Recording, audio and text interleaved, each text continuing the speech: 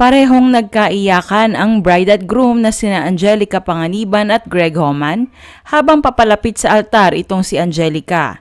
Nakuhanan nito ni Kim Chiu. Tara at ating panoorin. You are watching Showbiz Ganap Global.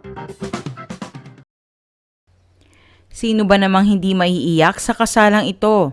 Kay tagal na hinintay ni Angelica ang makatagpo ng isang tunay na pag-ibig.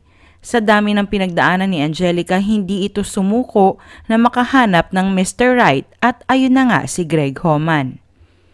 Kuhang-kuha ni Kim Chiu ang reaksyon ni Greg habang papalapit sa altar ang kanyang bride na si Angelica Panganiban. Sa kanyang Instagram post ay sinabi pa nito na, "Witnessed a love that is everlasting, love that comes in perfect timing, love that is unconditional, and love that deserves to be felt by one another. Congratulations, Ma'am C. Angelica and Greg Homan. I felt blessed to witness this beautiful ceremony. I can't miss this. I love you, Ma'am C. Angge. Thank you, Greg Homan, for loving our Ma'am C. Alagaan mo ang Ma'am C namin forever. Ang Becky is extra happy, Ma'am C. Bella. I'm glad to experience this with you." Sinagot naman ito ni Angelica ng, "Mahal kita sa God hanggang buto. Thank you sa lahat today, Ma'am C." Nakuhanan rin ang emotional moment ni Angelica habang ito ay naglalakad papalapit kay Greg sa altar. Maging sa kanilang reception ay hindi rin napigilan ni Angelica ang maluha sa saya. Simula nang i-anunsyo ni Angelica ang relasyon nila ni Greg, parating nitong sinasabi kung gaano siya ka-bless sa pagdating ni Greg sa buhay niya.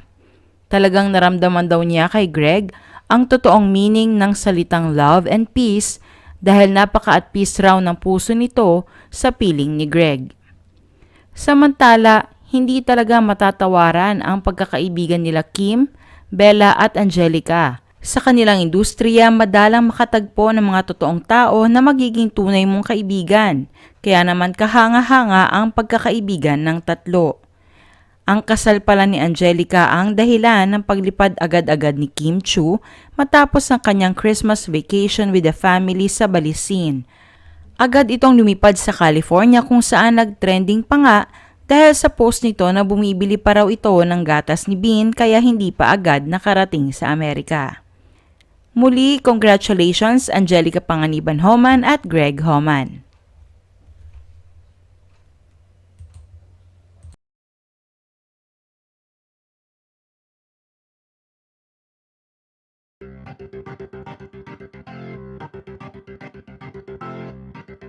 Don't forget to subscribe and click the notification bell for more Showbiz Ganap Global updates.